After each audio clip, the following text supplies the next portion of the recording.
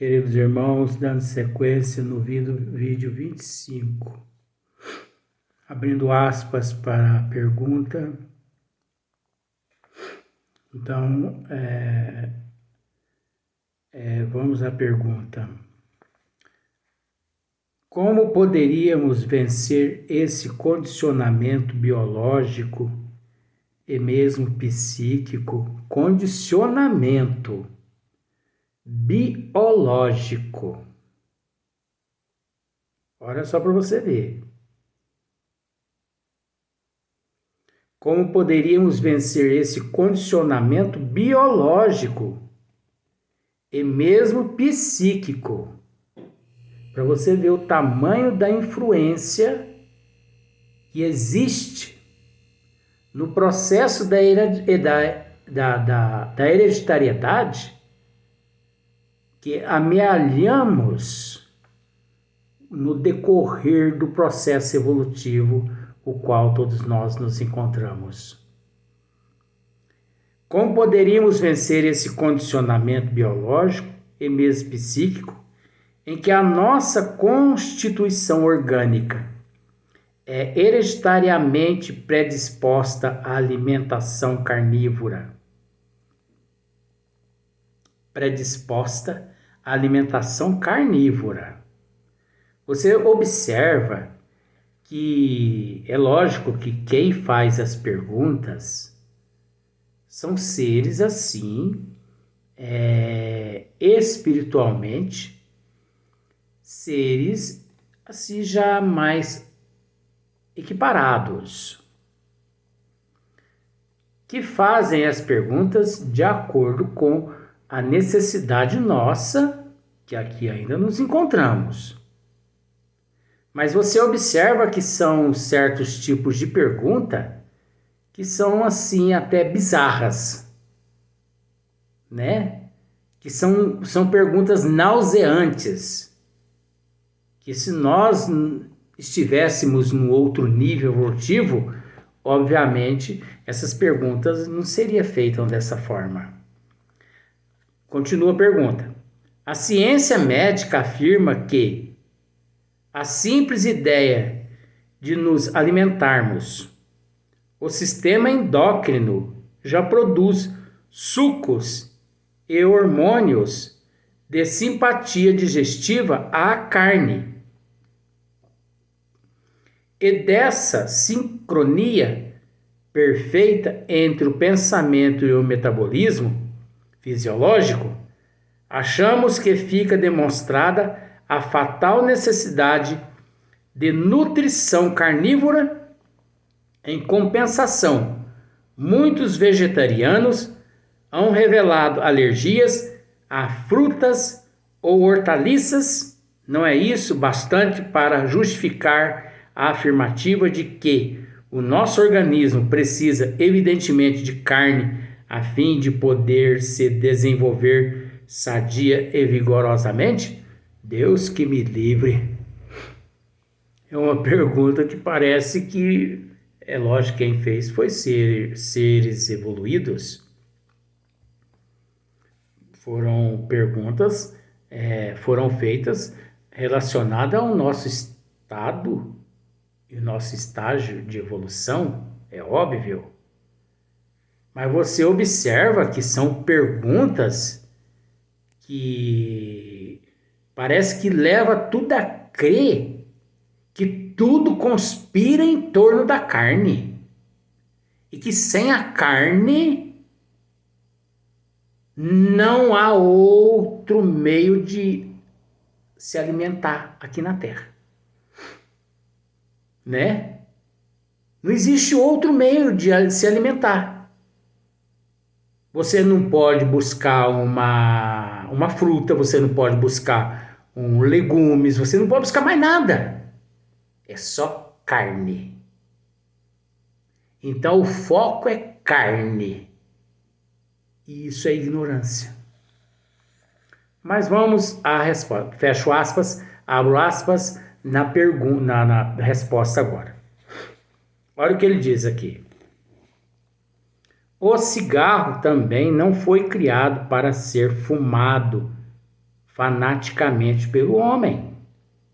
Ainda bem que Ramatiz, como se diz aquele termo, ele chega o danado no canto mesmo.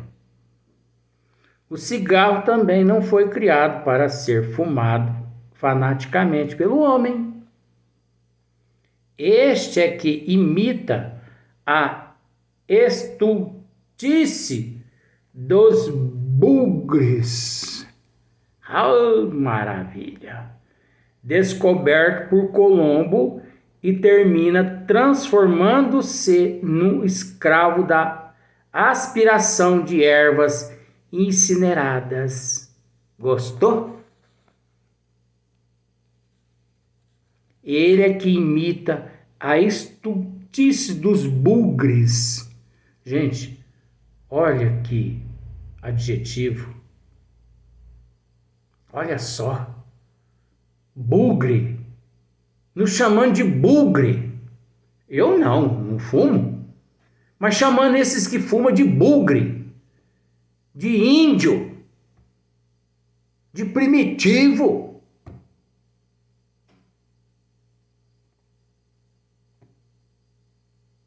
Ainda descoberto por Colombo, né? Que os bugres não deixam de ser os índios, né? Descobertos lá por Colombo.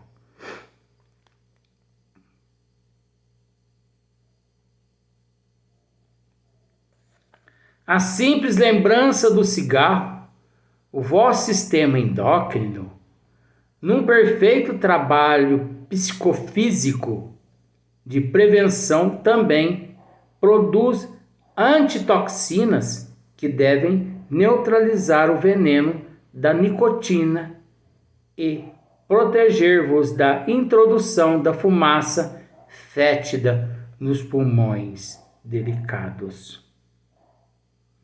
A submissão ao desejo de ingerir a carne é igual à submissão do fumante inveterado para com o seu comando emotivo, pois ele é mais vítima de sua debilidade mental. Ai, meu Deus do céu, chamando nós de débil mental. Debilidade mental do que mesmo de um invencível, do que mesmo de uma invencível atuação fisiológica. O viciado no fumo esquece-se de si mesmo e por isso aumenta progressivamente o uso do cigarro, acicatado continuamente pelo desejo insatisfeito, criando então uma segunda natureza que se torna implacável e exigente carrasco. Comumente, fumais sem notar todos os movimentos preliminares que vos comandam automaticamente, desde a abertura da carteira até a colocação do cigarro nos lábios descuidados. Então você observou aqui o processo psicológico? Comumente fumais sem notar todos os movimentos preliminares que vos comandam automaticamente, desde a abertura da carteira até a colocação do cigarro nos lábios descuidados. Então você observou o lado emocional e psicológico do indivíduo? Então, não é só aquele momento que ele está com o cigarro na boca que ele está fumando. Ele, quando pensa, eu vou comprar um maço de cigarro, ele já está fumando. Ele já se encontra no processo da embriaguez da nicotina. É triste, né, gente, saber que nos encontramos nessa situação.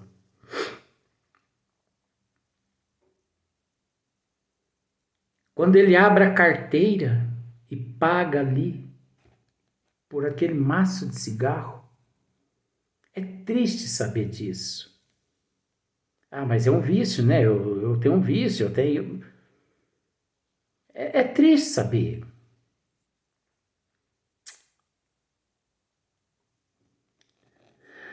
Completamente inconsciente dessa realidade viciosa, já não fumais, mas sois fumados pelo cigarro. Então quer dizer que ele não fuma, ele é fumado pelo cigarro.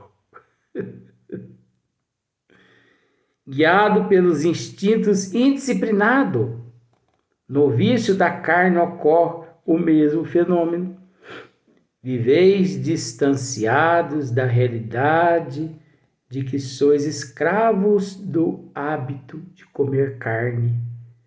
Se o sistema endócrino produz sucos e hormônios à simples ideia de ingerirdes carne, nem por isso se comprova que fostes especificamente criados para a nutrição carnívora. É apenas um velho hábito que atendeu às primeiras manifestações da vida grosseira do homem das cavernas trogloditas, e que, pelo vosso descuido, ainda vos comanda o mecanismo fisiológico, submetendo-o à sua direção. Agora imagine bem, hein? Hábitos esses que nós adquirimos lá na era dos trogloditas, do homem das cavernas. E esse hábito, esse vício, encontra-se conosco há milhões de anos.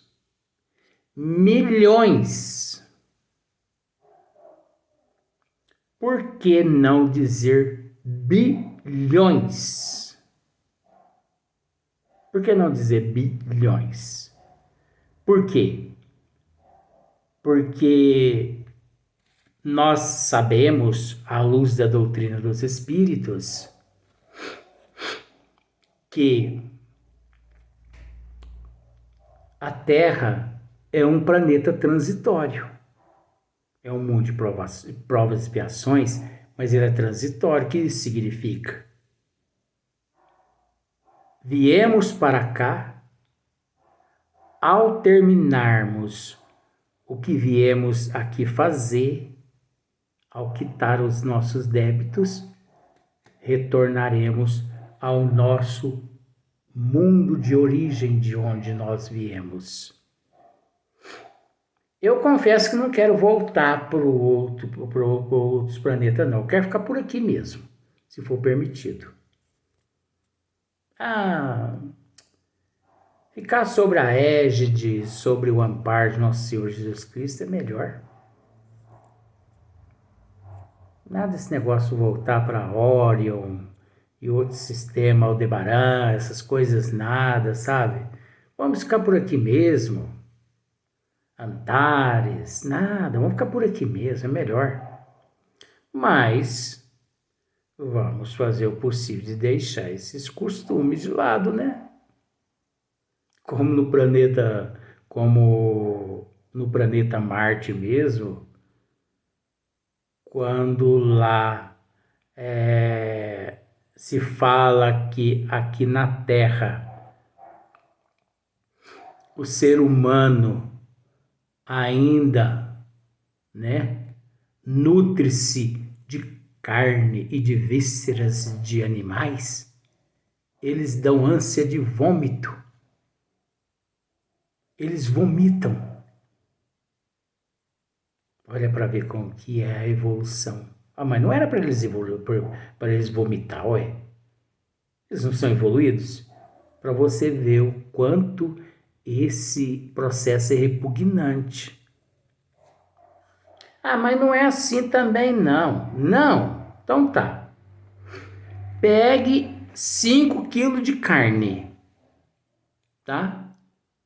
Se não fosse o suco gástrico que nós possuímos no nosso sistema endócrino, no nosso organismo, que trabalha em perfeita harmonia, se não fosse o suco gástrico, você deveria pegar 2 kg de carne. Vamos pegar 2 kg de carne, fica mais fácil, porque senão não cabe tudo no estômago também. E você você engole aqueles pedaços assim de carne, e eles param todos no teu estômago. Como não tem suco gástrico, o que vai acontecer? De duas, uma. Ou você vai sofrer uma indigestão e vai vomitar tudo. Ou, se você não vomita, daqui uns 2 dias mais ou menos, você vai começar a vomitar bicho, que são os macrófagos, né?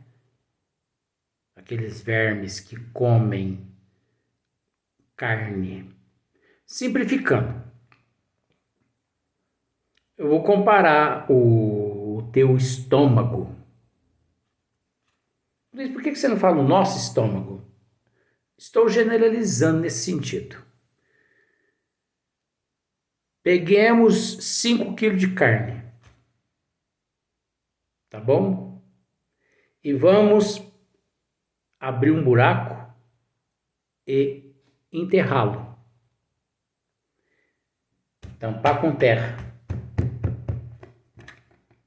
Depois de 5 dias nós vamos lá e abrimos aquele buraco para ver que situação que se encontra aquela carne. É a mesma carne que 5 dias depois encontra-se dentro do nosso estômago e do nosso intestino, se não fosse o suco gástrico. Você sabia disso? Cheinha de bicho. Luiz, você parece que quer assustar a gente, né? Parece que não quer que a gente come carne mais. Ora, então leia esse livro aí. Não sou eu que estou dizendo, não. Agora, toma um copo de suco de laranja para você ver a diferença. Gente, a gente quando come carne de porco ou carne de vaca, essas coisas, a gente fica com o corpo pesado. Fica naquela preguiça, aquela fraqueza. Quando a gente come legumes, frutas e suco, a gente fica leve. Se a gente não segurar nas grades, a gente voa. Simbolicamente. Mas o corpo físico de quem come carne é mais pesado. Ele fica mais arriado. É as toxinas que levam à perda da imunologia do corpo físico. As providências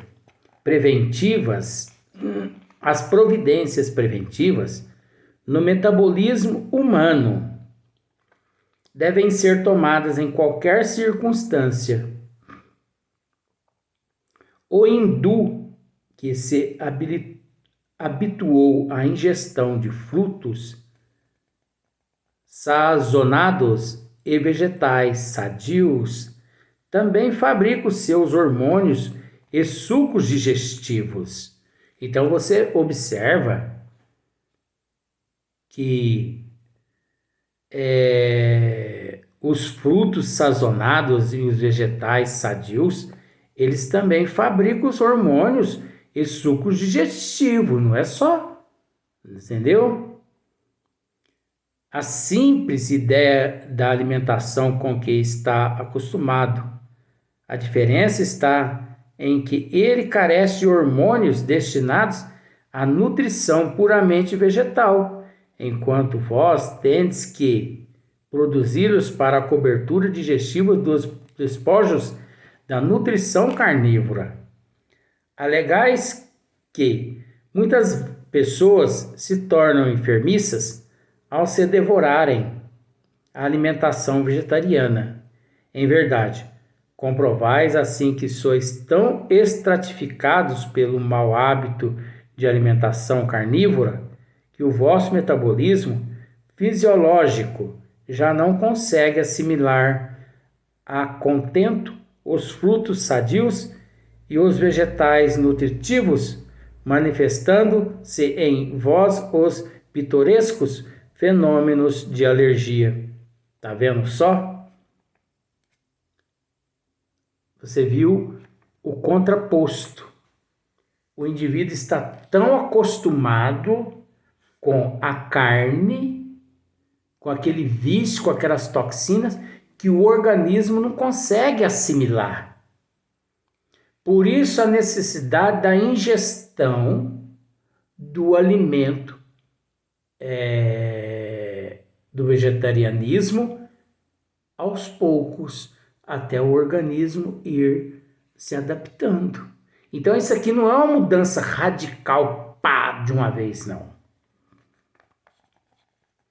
Manifestando-se em vós os pitorescos fenômenos de alergia. No entanto, desde que disciplinasseis a vontade e vigiasseis mentalmente o desejo mórbido de despertando da inconsciência imaginativa da nutrição zoofágica, logo sentir-vos-eis mais libertos do indefectível condicionamento biológico carnívoro. Olha só para você ver. Então, quanto mais o indivíduo vai se habituando, gradativo, ele vai se habituando, obviamente ele vai perdendo aquele hábito, aquele costume. Tudo é uma questão de hábito, tudo é uma questão de vício. Então, por exemplo, a pessoa que fuma, não é aconselhável que ele deixe de fumar de uma hora para outra. Se ele fuma 10 cigarros por dia, que ele passe a fumar 9, depois de 3 semanas, ele passe a fumar 8, mais 3 semanas, ele passe a fumar 7, e assim de 3 em 3 semanas, ele vai diminuindo, até chegar no número 0. Por quê? Por causa do alto índice de intoxicação que ele se encontra no organismo, e que se ele para de uma vez, pode ocorrer a abstinência da nicotina no organismo dele. Assim é a bebida. Se o indivíduo está intoxicado, ele é um alcoólatra assumido, ele não pode parar de uma vez, porque ele entra em abstinência, ele entra em confusão mental, conflitos mentais, transtornos mentais. Então ele tem que ir parando devagar. Mas, por incrível que pareça, mesmo a nicotina, mesmo o álcool, ele tem que parar sob um acompanhamento médico. Tem pessoas que têm que realizar esse procedimento usando medicamentos para suprir aquele período em que ele não está fumando ou bebendo, porque senão ele não aguenta. Porque o sistema endócrino dele está tão intoxicado, o metabolismo dele está tão intoxicado, que quando baixa aquele nível de nicotina ou de álcool, aciona-se determinadas áreas na massa encefálica que o cérebro ele descarrilha por todo o organismo aquelas enzimas condizentes à necessidade daquela substância. E é onde a pessoa entra naquele estado de euforia e ele quer mais, ele quer mais, ele quer mais, ele quer mais, e ele não aguenta, ele vai e fuma, ele não aguenta, ele vai e bebe. E muitas pessoas, por falta de conhecimento, acham que aquilo ali é uma influência obsessiva de segundos e terceiros, podendo ser que sim, podendo ser que não, onde nós não podemos afirmar categoricamente que é ou que não é. Olha como que o processo é complexo, é relativo. Cada caso é um caso. Ainda bem que eu terminei com essa frase, né?